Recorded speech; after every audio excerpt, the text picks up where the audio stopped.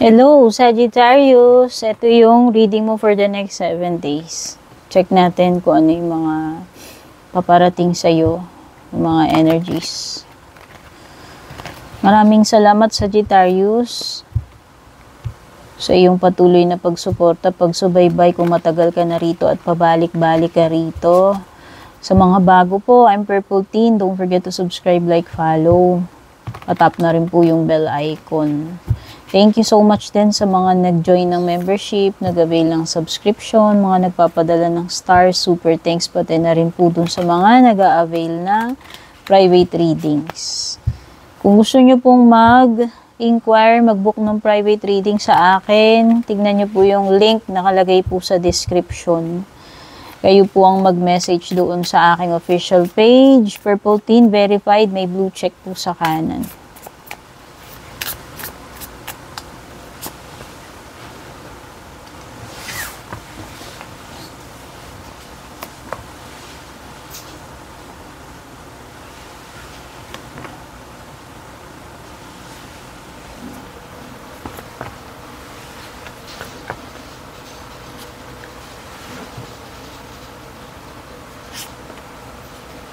Okay. Sa bottom ng deck mo is the Lovers card reversed.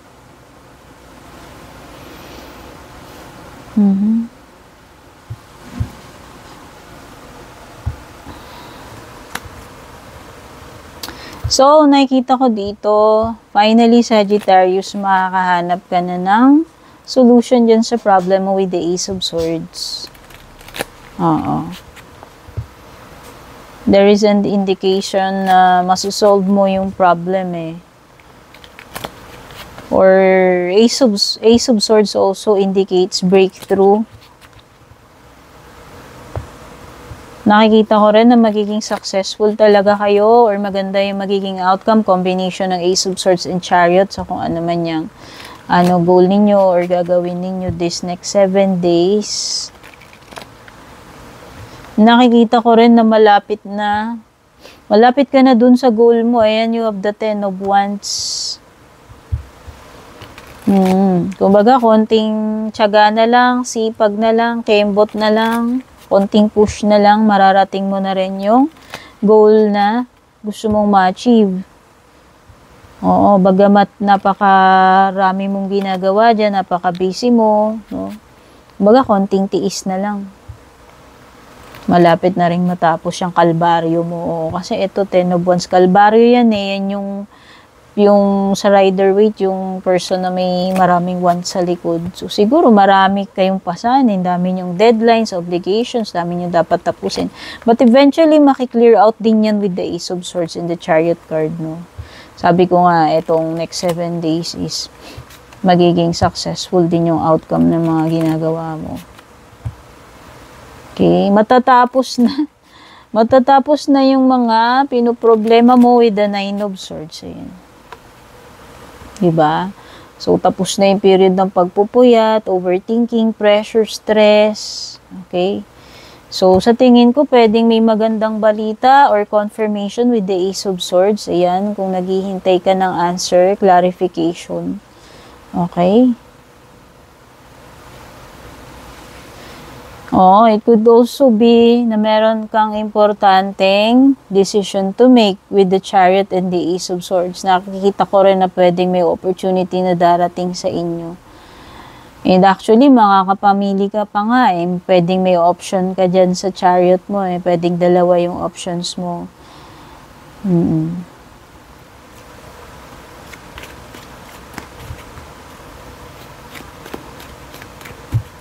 Oh, matatapos na. Meron something dito na matatapos na yung pain and suffering with the 3 of Swords. Pati na rin yung mga burdens mo. So, sana nga, maklear na yung mga pinoproblema mo dyan, yung mga pasakit na yan, yung mga nagtutorture sa yan, nagkukos ng pain, suffering. Etong dalawa. Nakikita ko yan, magtatapos na yan. If you're dealing with the heartbreak, siguro yung iba dito, ito na yung indication na Alam mo yun, yung malaking kabigatan na nararamdaman ninyo sa puso ninyo, yung pain na yan kahit papaano naibsan na. Kumbaga, unti-unti na kayong nakaka-recover, nag-heal. Okay? Sa breakup man yan or kung sa ibang bagay na nag-cause sa inyo ng sadness, loss, or grief. Okay? Nakikita ko rin na someone will enter your life. Pwedeng water sign. Oo. Nakikita ko rin na pwedeng may option ka pagdating sa love life mo. Pwedeng dalawang person. It could be a water sign or a Gemini. Water sign, pwedeng si Cancer, pwedeng si Gemini. So, nakikita ko pwedeng may dalawang person sa love life mo. Oo, yung isa binitiwan mo na So, yun, baka yun na yung nilet go mo na si Gemini, pero nakikita ko specific, pwedeng may Cancer na e-enter sa buhay mo para doon sa mga single dito or kaka-break pa lang. Kasi nakikita ko parang nagkaroon ng breakup, pero parang meron ding bagong person na darating. Ayan you have the Ace of Cups. Okay, it could be an indication na yung isa na fall out of love ka na ron, ayan Actually, parang natanggap mo na nga Nag-heal ka na, pwedeng naka-move forward ka na rin Or nandun ka pa rin sa process. Kaya lang merong person na papasok sa buhay mo. It could be a water sign. O ayan admirer. Compliments from an admirer. Sabi ko na nga ba, may opportunities talaga sa'yo. Ayan New opportunities, possibilities, and paths opening up. Take note, plural yan, Sagittarius. So, hindi lang isa. Di ba kagaya nga nung sinabi ko kanina dito, may opportunity sa'yo. Makakapili ka pa nga, may options ka. So, yun na nga, na-confirm, lumitaw tong mga card na to. And may person talaga darating sa buhay mo, may admirer ka. Disregard nyo na to kahit na lang anong gender yun, basta person. Dealing sa relationship with someone, ayan. Compliments from an admirer. Baka makareceive ka ng senyales like flowers or note or whatever, ano man ang gender niyan, parang pahiwatig na tong person na to. Kasi mag-e-express siya mag-o-offer siya ng cup niya sa'yo, mag-e-express siya. Pwedeng magko-confess, magtatapat, magpaparamdam sa'yo kung sino man yan. Pwedeng, manliligaw mo, tagahanga mo na siya, before pa lang, pwedeng ganun.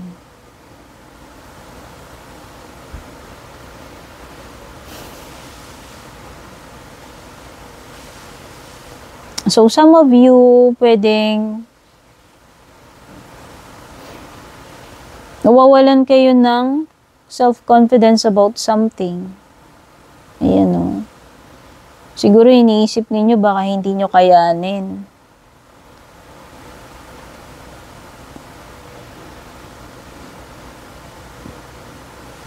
Pero nakikita ko kakayanin mo yan Yan nga, may success ka nga Ito successful outcome to This could also indicate pagta-travel. Hindi lang sa pagta-travel, sabi ko nga, kung job opportunity yan abroad, pwede kang may pagpipilian, hindi lang isa, kung sa career, sa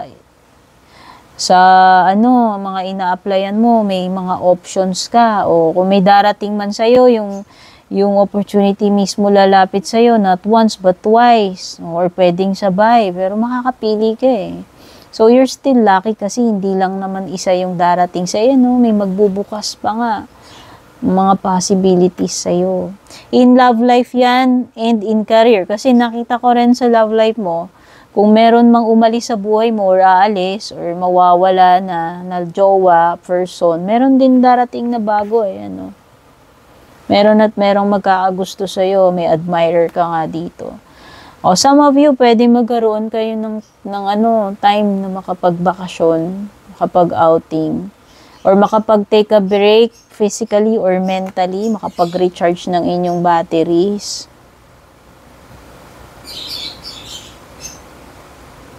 Okay, so yan yung mga energies na na-pick up ko dito sa iyong reading, Sagittarius. Thank you so much for watching. Love you all. Babush.